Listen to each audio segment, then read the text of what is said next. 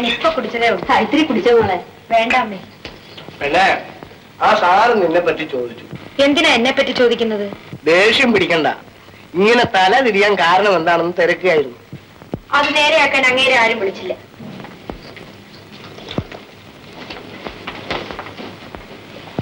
ആ സാറിനെ കണ്ട ഒരു മിണ്ടാപ്പൂച്ചയാ. എന്നാലും കലവടക്കുന്ന കൂട്ടത്തിലാണെന്ന് വിചാരിച്ചില്ല. നിന്റെ അച്ഛനെ വിചാരിച്ചാ ഞാൻ നാവടക്കി ഇരിക്കുന്നത്. ആരെ വിചാരിച്ചിട്ടായാലും അതിന്റെ ഗുണം നിനക്ക് തന്നെയാ. ഞാൻ ചെന്നിട്ട് വേണം അച്ഛൻ അങ്ങാടിയിൽ പോവാൻ. വരൂ, നമുക്ക് വീട്ടിലേക്ക് പോവാം.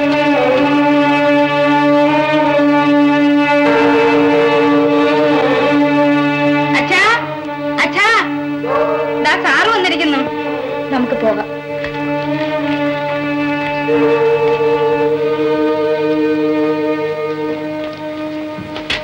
അയ്യോ, ഞാൻ അങ്ങോട്ട് പുറപ്പെടുകയായിരുന്നു. സാരമില്ല, വന്ന സ്ഥിതിക്ക് സ്വല്പം ഇരുന്നിട്ട് പോവാം.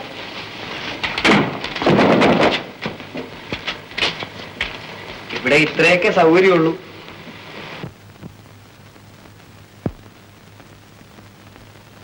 വിശേഷിച്ച് ഞാൻ ഈയിടെയായി ഇങ്ങനെ പല സ്ഥലങ്ങളിലും മാറി മാറി താമസിച്ചു. പട്ടണങ്ങൾ എനിക്കിഷ്ടമല്ല. ഈ ഉൾനാട്ടിലെ ജീവിതം ഒരുതരം ഒളിക്കൽ മാത്രമാണ് എന്ന് കരുതിയാൽ മതി. ഞാനൊന്നും അന്വേഷിച്ച് നടന്നില്ല. എന്നാൽ എനിക്കൊന്നും മനസ്സിലാകുന്നില്ല സാർ. രാധയെ പരിചയപ്പെട്ടപ്പോൾ എന്റെ മനസ്സ് അവളെ അന്വേഷിക്കുകയായിരുന്നു എന്നൊരു തോന്നലുണ്ടായി. ഞാൻ അവളെ വിവാഹം കഴിക്കാൻ ആഗ്രഹിക്കുന്നു. എനിക്ക് അച്ഛനില്ല. ആ സ്ഥാനത്ത് നിന്നുകൊണ്ട് നിങ്ങൾ ഈ വിവാഹാലോചന നടത്തണം.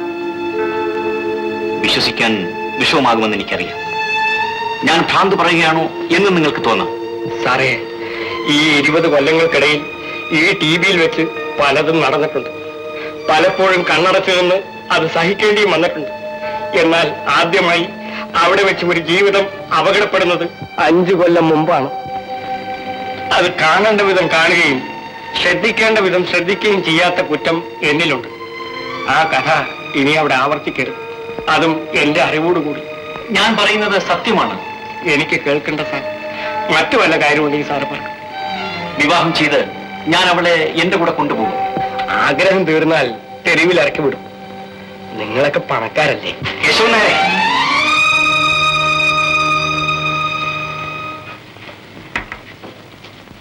ഞാൻ എന്റെ കഥ നിങ്ങളോട് പറഞ്ഞിട്ടില്ല. പറഞ്ഞിരുന്നെങ്കിൽ നിങ്ങൾക്കെന്നെ മനസ്സിലാകുമായിരുന്നു. ഞാനൊരുത്തി വിവാഹം കഴിക്കുമെങ്കിൽ അതൊരു പാവപ്പെട്ട പെൺകുട്ടി തന്നെ ആയിരിക്കും. അതെന്റെ ഉറച്ച തീരുമാനമാണ്. നിങ്ങൾക്കെന്നെ വിശ്വസിക്കാൻ കഴിയുമെങ്കിൽ എന്നെ സഹായിക്കൂ.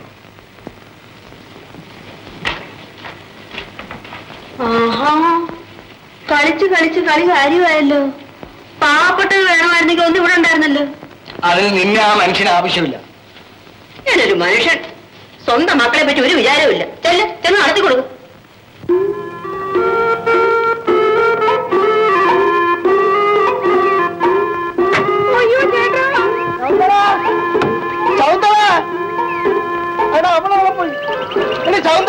കുറച്ച് വെള്ളം കൊണ്ടുവാ.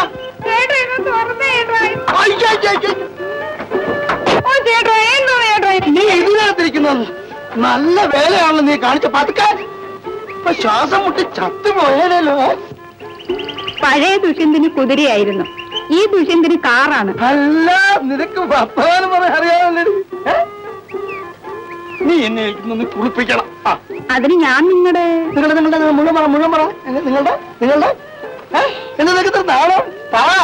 എനിക്ക് അതിനുള്ള യോഗ്യത ഒന്നുമില്ല. എന്നാൽ എനിക്ക് അതിനുള്ള യോഗ്യതയുണ്ട് കേട്ടോ. ഞാൻ നിന്നെ കല്യാണം കഴിക്കാം. പോവാ. എന്തിനാ എന്നെ കളിയാക്കുന്നത്? കളിയാക്കല്ല, നമുക്ക് ബാക്കി കാര്യങ്ങൾ ഇതിനകത്ത് കയറിയിരുന്ന് പറയാം.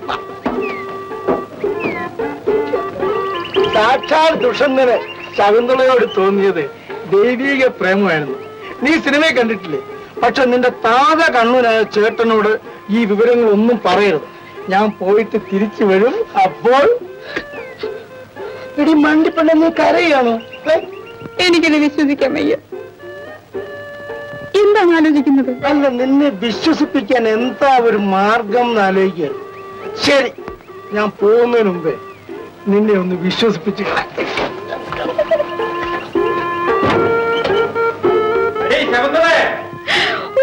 ഏട്ടൻ വിളിക്കുന്നു. ഛോ, നിന്റെ ഒരു കണ്ണുവിന്റെ കാര്യം സ്വർഗത്തിലെ കട്ടണം. നീ പോയിട്ട് വാ. ദ്രോഹി ആ സമയത്ത് എന്ന് കയറി വിളിച്ചോ ഞാൻ വിശ്വസിപ്പിക്കാൻ തുടങ്ങിയത്. ശങ്കരനാരെ ആ വന്നാട്ടെ വന്നാട്ടെ.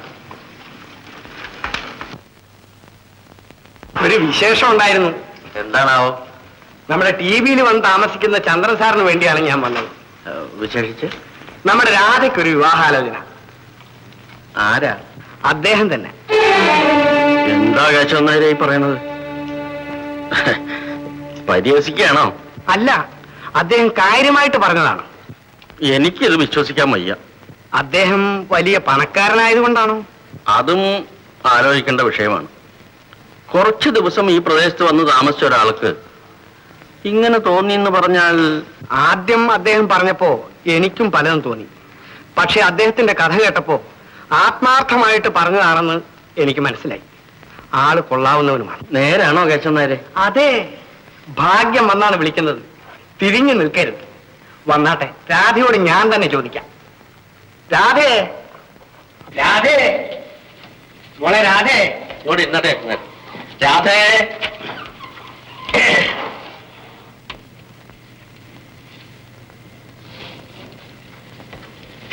എന്താ? മോളെ രാധേ, ഞാൻ നിനക്കൊരു കല്യാണാലോചനയുമായിട്ട് വന്നതാണ്. ചെറുക്കൻ ജീവിക്കാൻ സൗകര്യമുള്ളവനും നല്ലവനുമാണ്.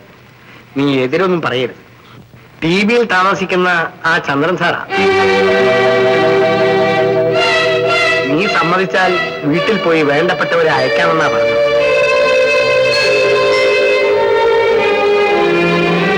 എനിക്കിഷ്ടമല്ല അമ്മവ. എന്തുകൊണ്ട് ഇഷ്ടമല്ല? ഇഷ്ടമല്ല, അത് തന്നെ. മോളെ, മോളെ, ഞാൻ പറയുന്നുവെന്ന് കേൾക്ക്.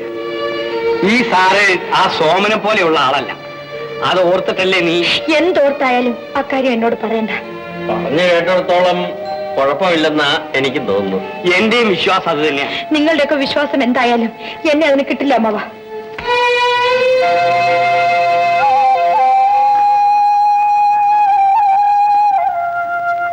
മോളെ, നിന്റെ ചേച്ചിയെ നശിപ്പിച്ച സോമനെ പോലെയുള്ള ആളാണ് ഇദ്ദേഹം എന്നാണ് നിന്റെ വിചാരം, അല്ലേ?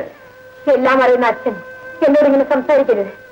മോളെ, അച്ഛൻ പറയുന്നത് നീ കേൾക്ക്. എനിക്കൊന്നും കേൾക്കണ്ട. അമ്മേ, അമ്മേ, ഇവനെ കൊന്ന് ചുട്ട് ചാമ്പലാക്കി കൊണ്ടുവരൂ. എന്നാലും വിവാഹം നടക്കും.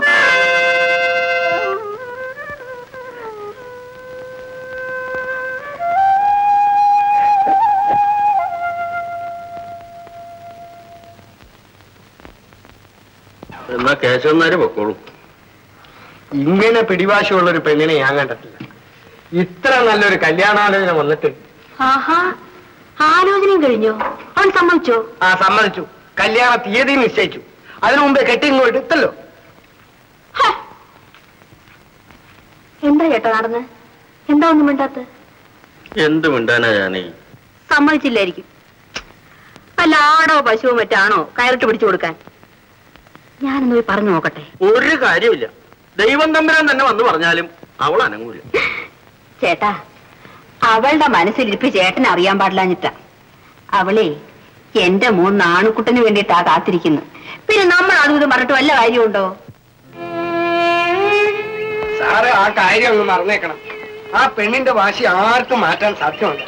സ്വർഗത്തിന്റെ വാതിൽ തുറന്നിട്ടില്ലേ അവളെ വിളിച്ചത്? അത് കാണാൻ കണ്ടില്ലെങ്കിൽ ആർക്ക് നഷ്ടം?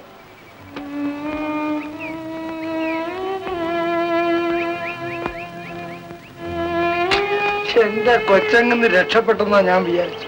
ഇപ്പൊ ചട്ടി ഇന്ന് അടുപ്പിലേക്ക് വീണു.